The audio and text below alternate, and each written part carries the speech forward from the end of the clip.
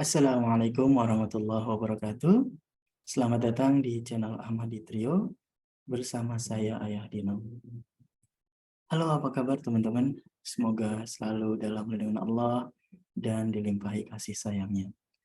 Kembali di segmen Muslim Paradigm, kita kali ini akan membahas tema fenomena yang marak di masyarakat kita, yaitu jerat hutang dan riba. Kita hubungkan dengan kecerdasan finansial. Ya, belakangan ini kita sering melihat iklan yang menyesatkan. Iklan pinjaman online dengan menampilkan perempuan berkerudung, terkesan Islami karena ada simbol-simbol Islam semacam bulan sabit, lentera, atau nada-nada yang terkesan Arab atau Islam.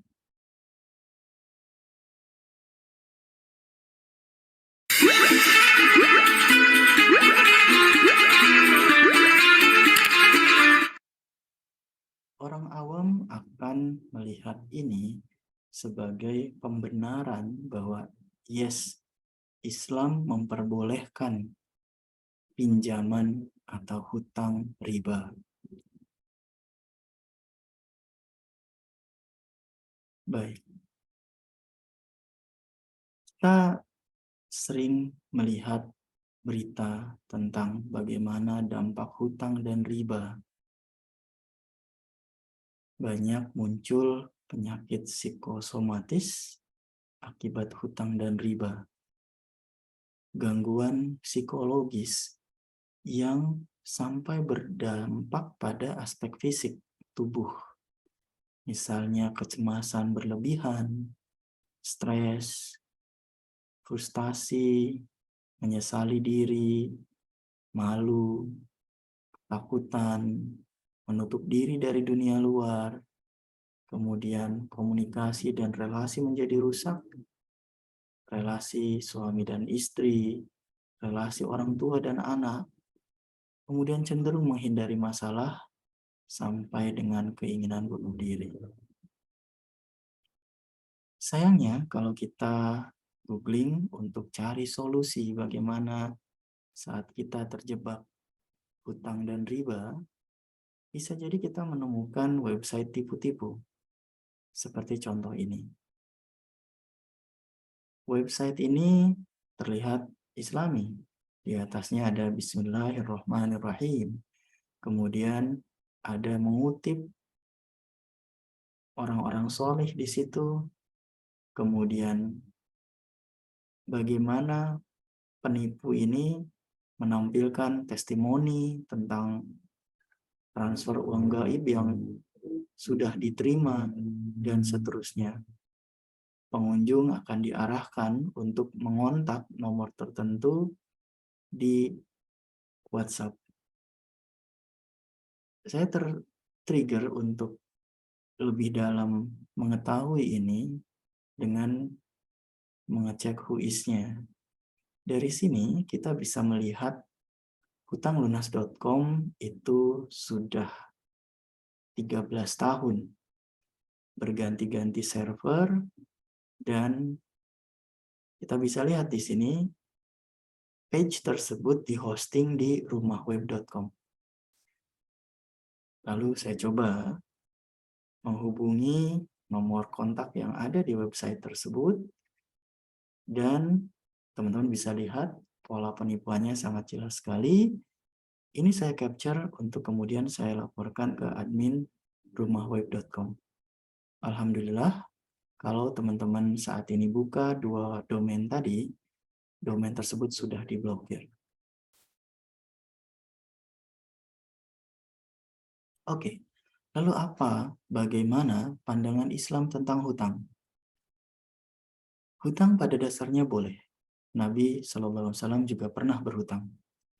Namun, Nabi sering berdoa, berlindung dari hutang dan dosa. Mengapa? Karena penghutang cenderung berbohong dan ingkar janji. Jadi sebaiknya dihindari. Memberi hutang kepada yang membutuhkan bernilai sedekah. Ini riwayat Ibnu Majah. Dan memberi tangguh waktu pembayaran hutang juga bernilai sedekah. Sebagaimana Al-Baqarah ayat 280. Saat berhutang, Al-Quran surat Al-Baqarah 282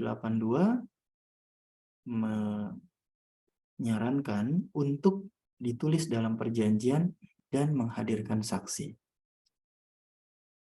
Nabi SAW pernah menyolatkan sahabat yang berhutang sampai hutangnya dibayar.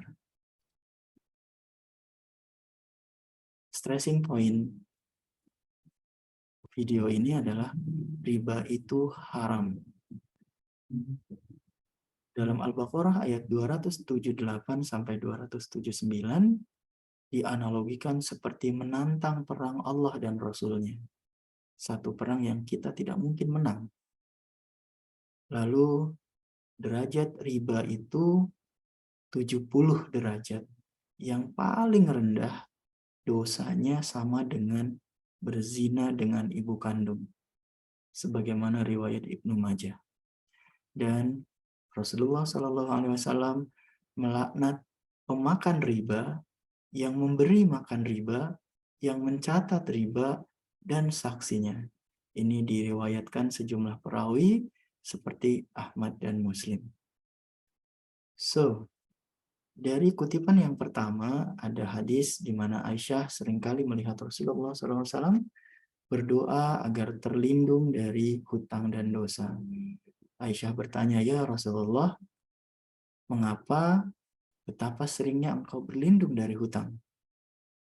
Rasulullah SAW menjawab, "Barang siapa yang berhutang, berbicara, dan berdusta, berjanji, dan mengingkari."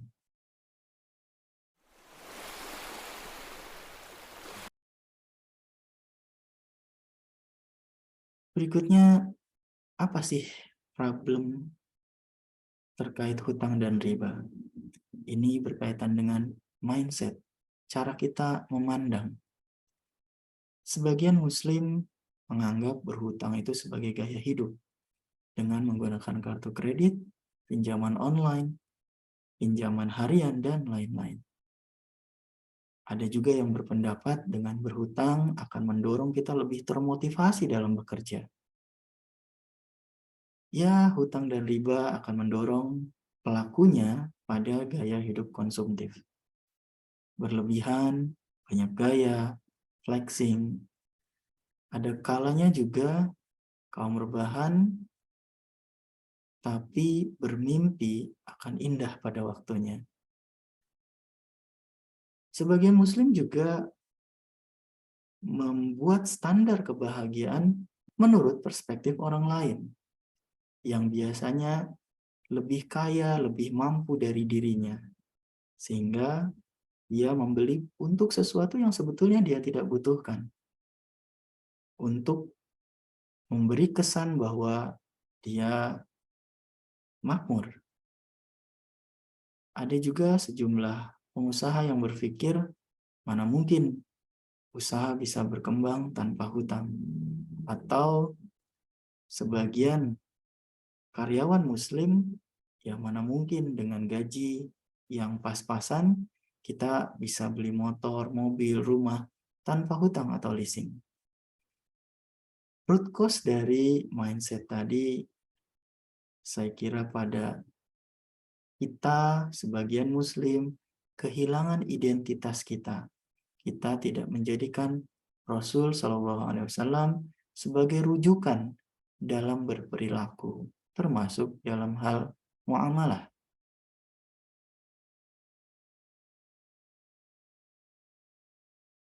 Lalu bagaimana solusi kuratif untuk saudara-saudara kita yang terjerat dalam hutang dan riba? Yang pertama, kita harus komitmen sungguh-sungguh untuk lepas dari hutang dan riba.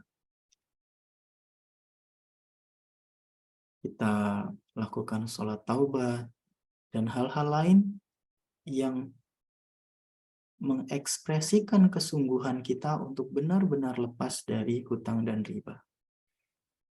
Berikutnya, Allah sudah memberikan aturan dalam Al-Baqarah ayat 275, wa ahallallahu al-bai'a wa harramar riba. Allah menghalalkan jual beli dan mengharamkan riba. Artinya, sebagian muslim yang terjerat hutang dan riba, ada baiknya menjual asetnya yang tidak produktif untuk menutup hutang riba tadi. Kita sebagai sesama muslim baik juga dengan membeli barang atau aset dari saudara kita muslim lain yang terjerat hutang dan riba. Jika kita tidak punya aset yang mencukupi, tentu kita harus punya komitmen menyelesaikan hutang dengan menukar skill dan waktu yang kita miliki untuk mendapatkan upah dengan tujuan membayar atau menyelesaikan hutang. Kalau punya saudara yang berkecukupan, kita bisa minta bantuan kepada keluarga terdekat. Lalu ada dua hal yang miris saat ini ya. Kita sebetulnya dalam komunitas muslim sepatutnya ada baitul mal yang menyimpan atau menampung zakat, terutama zakat mal dari para muzaki dan disalurkan bagi mustahik. Salah satu mustahik itu adalah orang yang berhutang. Dan Islam sebagai ajaran yang kafah, ajaran yang menyeluruh, juga punya konsep bernegara. Dan sepatutnya negara bisa mensolusikan masalah dari masyarakatnya. Ya, dalam ekonomi Islam, kita mengenal negara kesejahteraan. Islam juga memiliki konsep tentang jaring pengaman sosial, misalnya dengan zakat mal tadi. Oke, berikutnya sebagai upaya preventif ada 3S yang seringkali disampaikan Ipo Santosa dalam sejumlah event. Apa itu? Yang pertama, saving. Maksudnya kita perlu berhemat.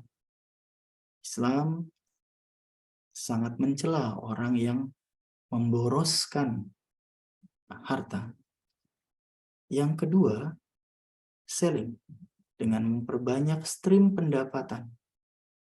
Yang ketiga, shelter. Maksudnya kelebihan uang dari dua cara tadi dengan berhemat dan menambah pendapatan, kita investasikan pada aset yang memiliki passive income. Nah, selain 3S tadi,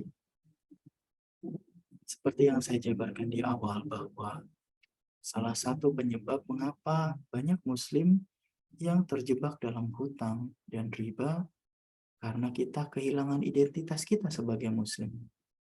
Kita muslim tapi melakukan dengan sukarela berhutang dengan cara riba.